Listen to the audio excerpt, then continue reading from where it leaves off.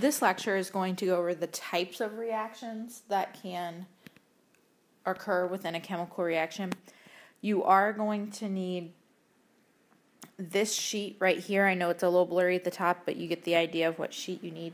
We're going to go through this. You can use this as notes. You can just put this in your notes section. You can take notes on here if you want to take notes in your notebook as well. That's fine, but we are going to be going through the parts of this sheet. So what you can see at the top says all chemical reactions can be placed into one of 6 categories, and here they are in no particular order. So this isn't in any order whatsoever. There's no, these happen the most, these happen the least. They're all equal in their own right when we're looking at these. So we're just making a list here.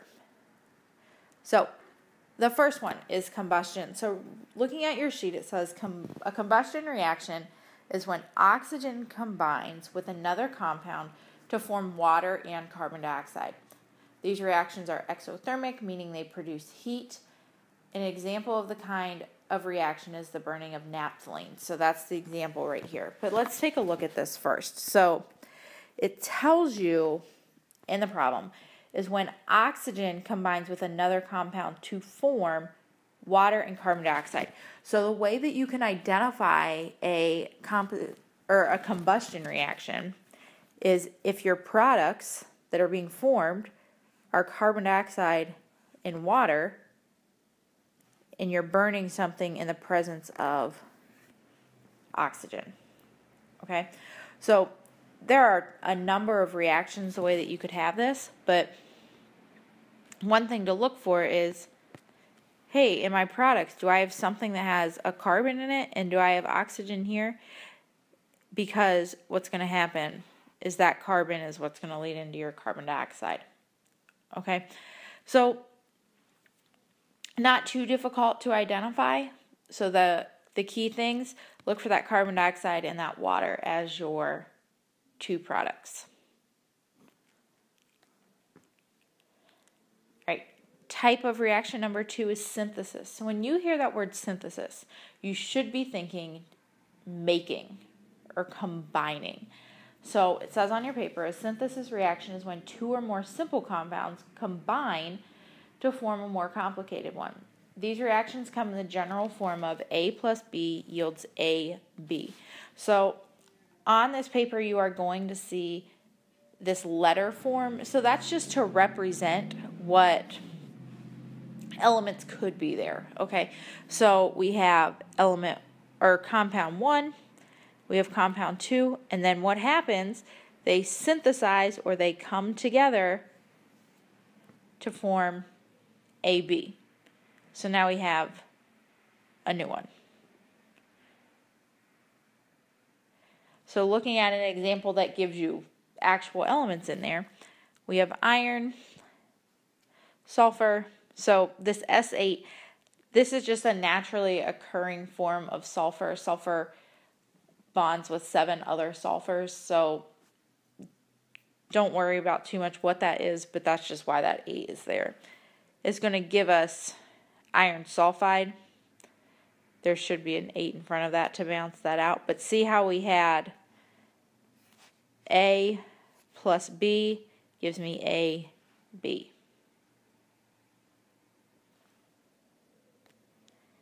Decomposition. When you hear that word decomposition or decompose, you should be thinking breaks apart. So decomposition is just the reverse or the opposite of what you're seeing in synthesis. So we start out with AB, so something combined together, and then it just breaks apart into its individual components, A plus B. So we start out with something combined, and then it's going to break apart into the 2. So we have water, which is going to break apart into its 2 parts of hydrogen and oxygen. Now if you look here, it says H2 and O2. The reason for that is both of those are diatomic. They're the Hofbricals, remember? So I can't just put H plus O. They've got to be diatomic here. Okay, and then they're going to balance out.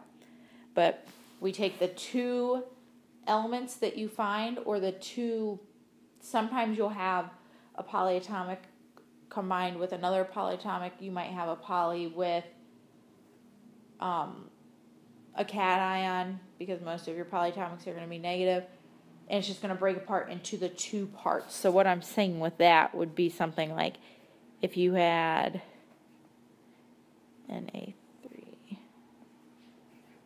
sodium phosphate, your two parts on this, your A and your B, would be sodium would be your first and phosphate would be your next. So then what you would end up with on a decomposition would be sodium plus phosphate. Okay, so it doesn't have to be just single elements. It can break apart into ions. Right, single displacement. So if something is displaced, maybe misplaced might be a better word for you to use, so you can kind of connect it with things that you know. But if something is displaced or something is misplaced, it means that it is moved. So in this, a single displacement, we are moving one thing. So your definition on the sheet says this is when one element trades places with another element in a compound. These reactions come in the general form of A plus BC yields AC plus B. So one thing that you can remember here is that in this BC right here, anytime you have a compound, so you're going to have your cation and your anion. So what's going to happen here is this is the one that's left over, the one that's by itself, is going to bond with whichever one of these it is not. Okay, so taking a look at our example here, we have zinc, which we know is a cation. So we also have sodium nitrate. So sodium is a cation, nitrate is an anion. We know that my cations are not going to bond together. Zinc plus 2 is not going to bond together with sodium. That's not going to happen. So what has to happen is my cations have to switch places. So instead of sodium being bonded to the nitrate, now my zinc is, which is where we get this over here. Okay, so I find the best way, because you could have anion switching as well. It's not just having cations. So what I find to be the most helpful is go through and, like I did here, I'll do it again, just go under it and write the charge. This is plus, this is plus, this is minus. So now you know this is the one that has to be in your compound, and then these two are the ones that have to switch. Okay, then you got to rewrite it. Remember, zinc has a plus 2 charge, which is why that 2 is right there on the NO3. All right, double displacement. So double displacement, very similar to single displacement, except now we are moving two things, double. So same thing, AB plus CD equals AD plus CB. What I do is go through plus, minus. So now what has to happen is either my pluses switch or my minuses switch. Either way is fine. So we'll switch our pluses. So now my PB is going to be bonded to my iodide, and my nitrate is going to be bonded to my potassium. So your positives are switching or your negatives are switching. It's going to give you the same answer either way. But make sure that you're keeping track of what your charges are, because you don't want to end up with writing something like PBK, because that lead's not going to bond with your potassium, because then you'd be left with your iodine bonding with your NO3, and that's not what's going to happen. Remember that you want a positive and a negative bonding together.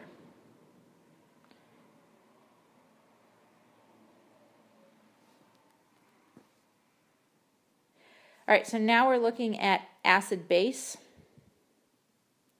So when we see an acid-base is a specific type of a double displacement reaction. Okay, so it is a type of that. So what you start out with is an acid plus a base. We haven't really talked about bases at all, but hydroxide, OH minus, is an indicator that an acid-base reaction is occurring. So know that hydroxide is a base, and then when we do acids and bases, we'll come back to this. But looking at acid-base, your products are always going to be in an acid-base. You're always going to have water. So in your reactants, you start out with an acid, something like HBr, hydrobromic acid. A base has hydroxide in it, sodium hydroxide, and then you're left with water. So then what happens here, just like you've seen before, my negative bromide and my positive sodium are going to form a new product here.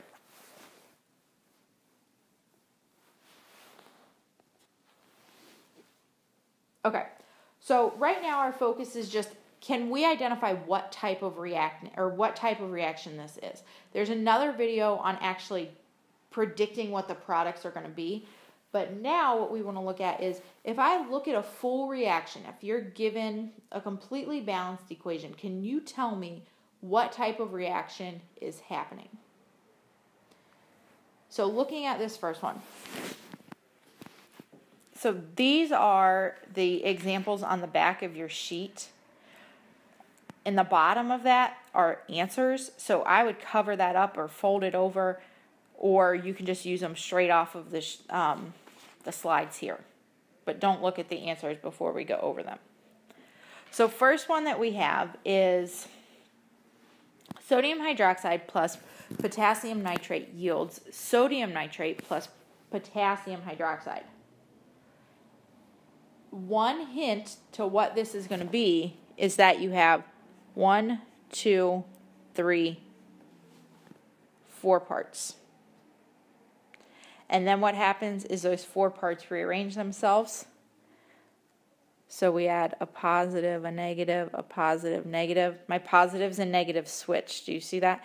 My sodium is now bonded with my nitrate. My potassium is now bonded with my hydroxide. So thinking about the things we just talked about, the 6 reactions, this is going to be a double displacement.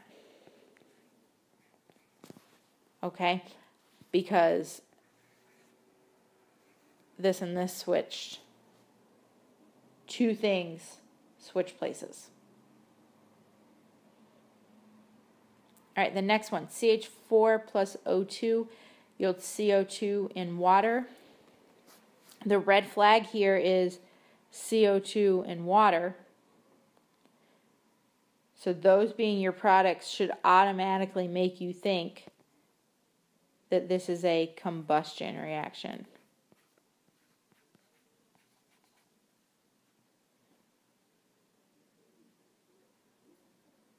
Okay, looking at the next one.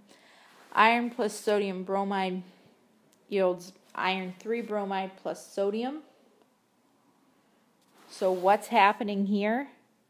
Well, it looks like my sodium and my iron switch places. So only one thing switched.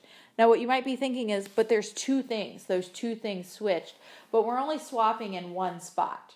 Whereas think about the double displacement where you're swapping in 2 things. You're swapping your anions with your cations. Here we're only moving a single element. Or we're only swapping one part of this. Okay. So sodium and iron swapped places, which means that this is a single displacement reaction.